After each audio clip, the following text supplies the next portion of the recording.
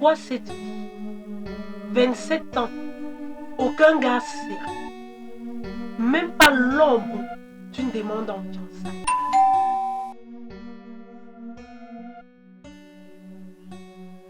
Quelqu'un réfléchit à sa vie. Voilà. Comme les Camerounais sont toujours ce qu'ils sont. C'est même qui débarque à l'école. C'est qui?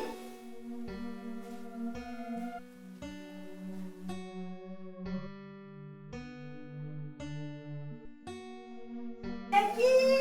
C'est moi, Aurel. Tu sais que je suis encore venue sans prévenir, c'est juste que j'étais pas loin. Je me suis dit pourquoi pas. Laisse-moi. Comment tu peux te déranger? Tu arrives, de toutes les manières, tu es déjà là. C'est comme que tu arrives.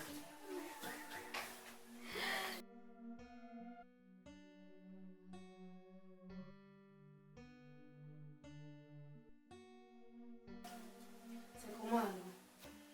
De toutes les manières, tu es déjà là. Je veux que je dise pourquoi. Sinon, ça dit quoi? D'accord. Laisse. Je suis là. Il n'y a que ce Henri. Il me rend folle. Mais je crois que ce gars m'est infidèle. Sinon, de ton côté, c'est comment? Tu veux que je te dise que quoi? Je suis là. Aucun changement. Mon seul vrai conjoint, c'est mon travail. Mais jusqu'à quand?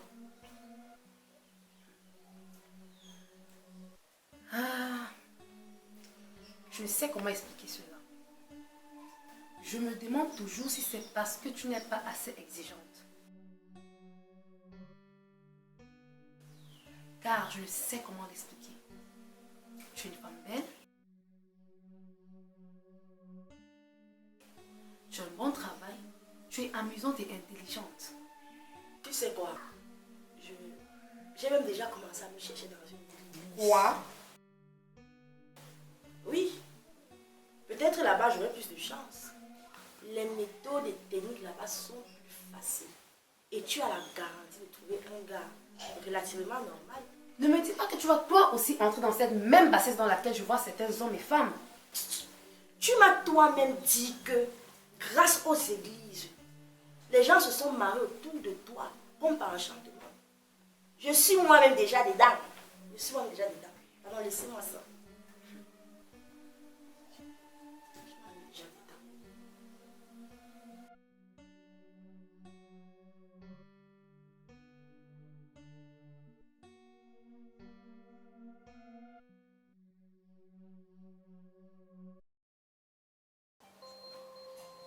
Bonjour, pasteur. Comment tu vas? Bien, pasteur. D'accord. Comment tu t'appelles? Je m'appelle la sœur Aurèle. La sœur Aurèle. Ok, d'accord. Il me semble que tu es nouvelle dans notre milieu. Tu es là depuis quand? Oui, en effet, je suis nouvelle. Ça fait environ 2 mois et demi que je suis là. 2 mois et demi, ok. Et qui t'a convaincu? C'est la sœur Judith. Ok, gloire à Dieu pour la sœur Judith. Donc, comme le nom l'indique, je suis un serviteur de Dieu à votre service.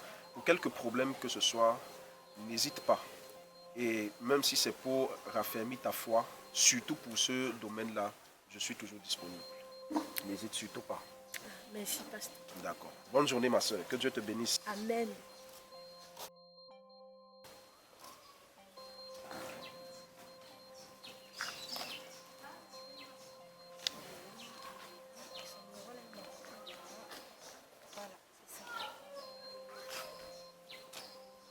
Allô, bonsoir.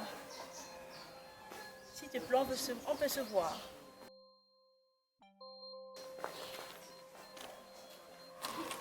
Non. Je veux juste ton point de vue par rapport à une idée que j'ai eue. Et en plus de ça, ça fait longtemps qu'on ne s'est pas vu.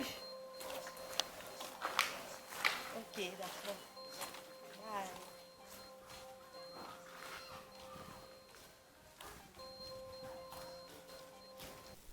Je fais un état de la situation. Vrai, Paul. Est-ce que j'ai même encore le choix? Je n'aime pas les gars trop calmes. Genre réservé, comme lui là. mais je crois qu'on peut gérer. En tout cas, je ne peux pas le juger via son apparence et son comportement à l'église. Et d'ailleurs, les rumeurs courent qu'il est issu d'une famille ici. Une famille bien, quoi. En tout cas, j'ai aussi le frère Albert. Oh, Albert. Albert. C'est le parfait bon again. Très dynamique. Très dégagé.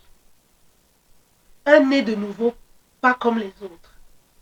La conversation avec lui, ça coule, on dirait un ruisseau. Et apparemment, il a un travail très stable. Et enfin, frère à sa celui-là alors, c'est mon kiff. Très entreprenant, motivé, toujours positif, très attentionné, très doux. Et il parle quand il faut.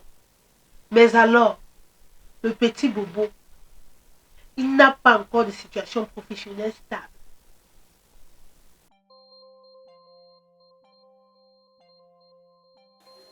Me voici. Me voici alors. J'espère que ton idée d'église, là, tu l'avais abandonné. Toi aussi. Je te dis que j'ai déjà commencé quelque chose. Et toi, tu me dis que tu espères que j'ai déjà abandonné. Ok, je ne vais pas insister. C'est ton choix et c'est à toi de voir. Mais, c'est juste qu'aller à l'église ou aller vers Dieu, pas par conviction, mais par intérêt, ça me fait bizarre. Quand un verset biblique dit « Venez à moi, venez à moi, vous qui êtes fatigués et chargés, et je vous donnerai du repos. » Tu vois que ton raisonnement là ne tient plus, non? Ça dépend de ton interprétation de fatigué et chargé. Mais bon, nous n'allons pas discuter de religion. Sinon, tu avais un petit souci. Tu as raison. Mais figure-toi que j'ai 3 prétendants. 3 prétendants. Oui, 3 prétendants. Attends, c'est dans ta nouvelle église que tu es allée dernièrement? Oui, bien sûr. Waouh, waouh, tu as de la chance. Tu vois, je t'ai toujours dit d'être patiente. Toi et ton affaire de chance et de patience. Ce n'est pas de ça qu'il s'agit. J'ai bossé dur et Dieu a exaucé mes prières. Et aucun d'eux ne m'a demandé la main, ni officiellement, ni officieusement. Mais j'ai besoin de tes conseils. Toi qui me connais si bien. Attends. C'est votre pasteur qui a eu une vision dans ce sens-là? Ou bien, non, ça allait être plus clair, pas 3. Ou bien c'est l'un des frères, ou bien les frères qui ont eu des visions concernant... Ce n'est ni officieux, ni officiel. Mais qu'est-ce que cela veut dire? Je ne comprends pas. Mais je ne comprends pas finalement, qu'est-ce que ça veut dire? Comprends juste que j'ai 3 prétendants. Bon. Ok. Le premier est calme, réservé, parle comme il faut et est issu d'une famille aisée. Celui-là n'ira pas avec toi. Un homme qui parle à peine n'ira pas avec toi. Et je ne vous imagine même pas vivre dans la même maison. Pardon, le deuxième. Le second est dégagé, éveillé et avec lui, la conversation coule comme dans un ruisseau. Et apparemment, a une situation financière stable. Oui. Lui, ça peut aller sur le principe. Voilà. Et le troisième? Et le troisième est dégagé, entrepreneur, doux, mais n'a ni situation professionnelle ou familiale stable. Lui aussi, ça peut aller. Mais dis-moi, parmi ces 3, lequel préfères-tu? Et lequel pourras-tu supporter? Le 3. Tu sais, il s'agit de mariage. Sauf que la situation financière, ce n'est pas ça. Ce n'est pas ça. Attends. C'est l'amour ou c'est l'argent que tu cherches? Je ne te comprends pas. Et en plus, tu as déjà une situation financière un peu stable.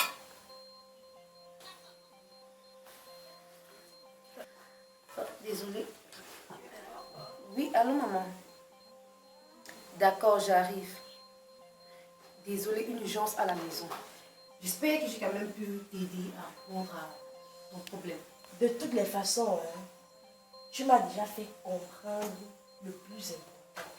Bon, je te laisse à la porte. D'accord. Que le Seigneur t'aide dans tes voies. Il va sauf que me guider. Amen. Oh.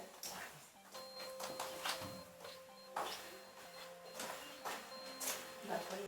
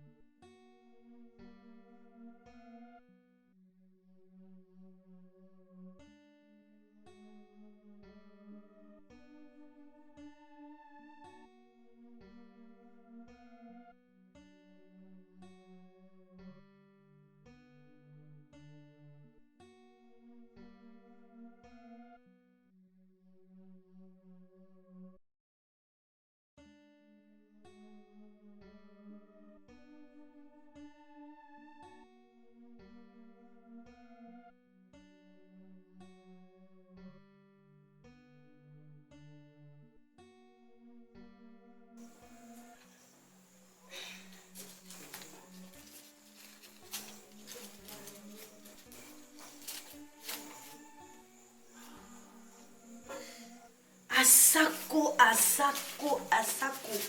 Toujours Asako. Ah, 3 contre 1.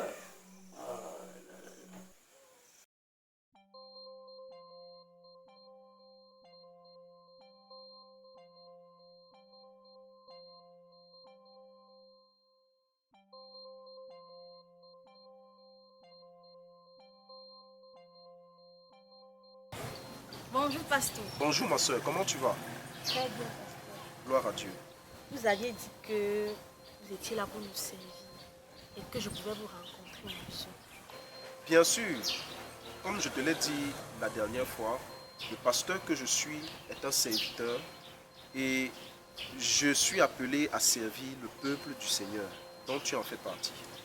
Alors, dis-moi, qu'est-ce qui te chagrine? Quel est le problème que tu as? En fait, je ne sais pas.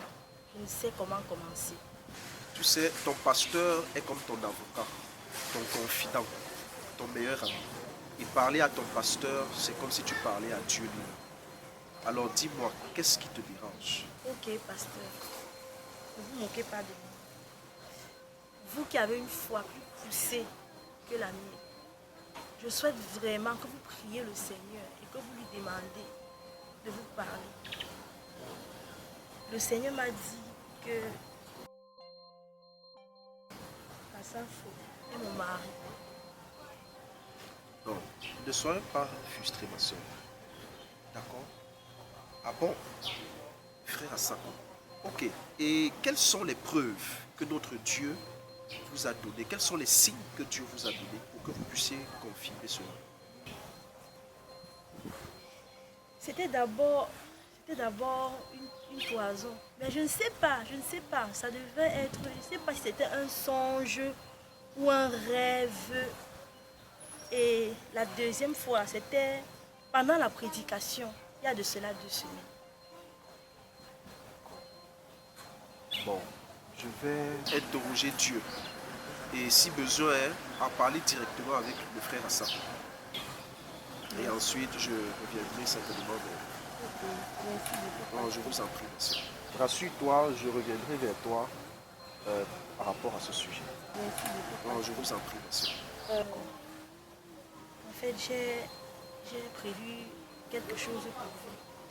C'est une petite enveloppe. C'est pour vous dire merci pour tout ce que vous faites. D'accord, merci ma soeur. Que Dieu te bénisse.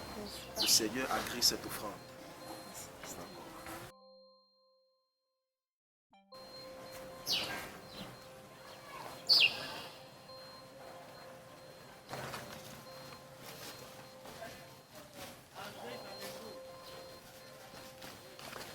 la foi de cette sœur est vraiment grande. Je crois que Dieu a déjà tranché cette affaire. Mais il n'y a plus besoin de le consulter. On va en parler directement avec le frère Sakon.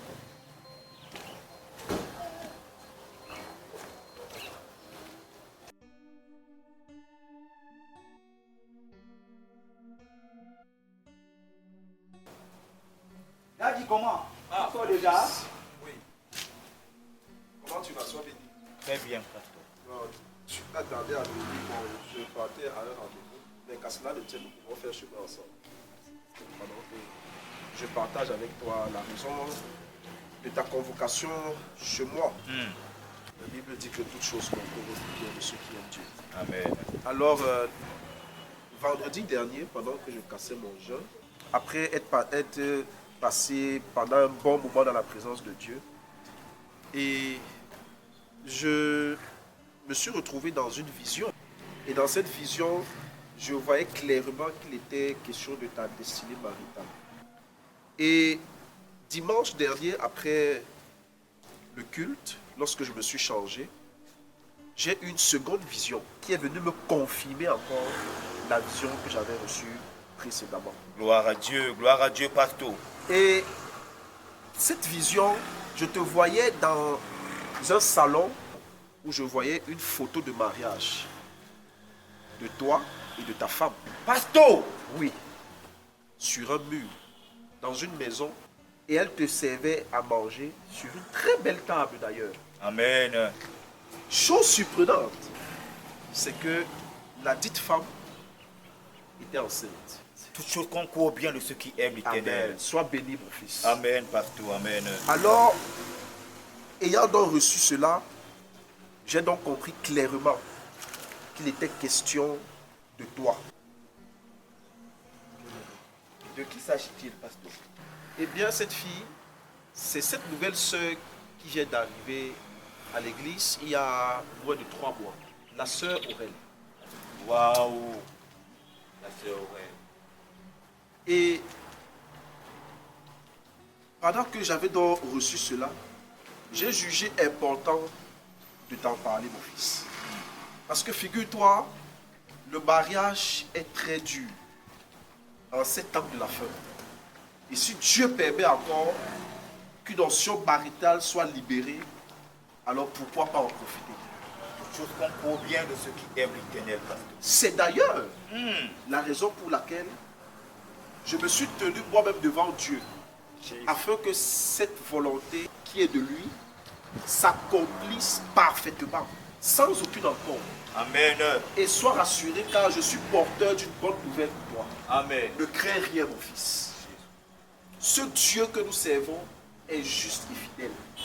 Amen. Et tous ces petits démons, rien que les plis de mon pantalon, finis d'abord avec eux. Amen. Oui, oui, oui, oui. Gloire à Dieu. Donc sois sans crainte. La Bible dit, pasteur, que ceux que Dieu a connus d'avance, il les a aussi appelés. Amen. Ceux qu'il a appelés, il les a aussi justifiés. Amen. Et ceux qu'il a justifiés, il les a aussi glorifiés. Alléluia. Quelle joie immense de vivre un moment de gloire. Oui. Je me soumets à cette vision, pasteur. Amen. Sois béni, mon fils. Amen. Le Seigneur est au contrôle. Amen. Tout se passera très bien. Gloire à Dieu. Voilà. pasteur. Donc je vais aller.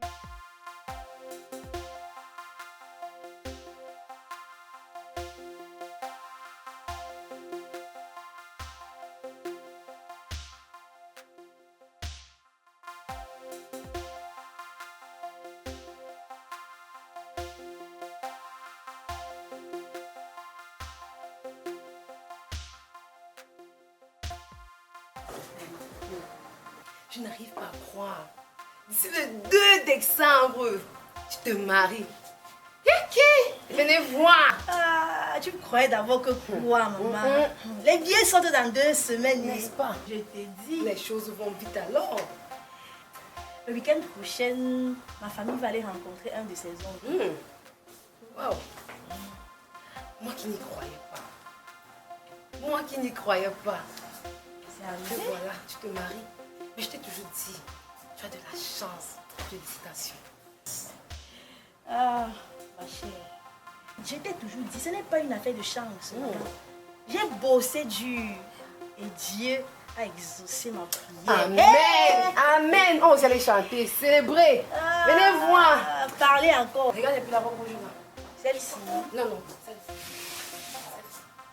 La soirée. Waouh, c'est une belle robe.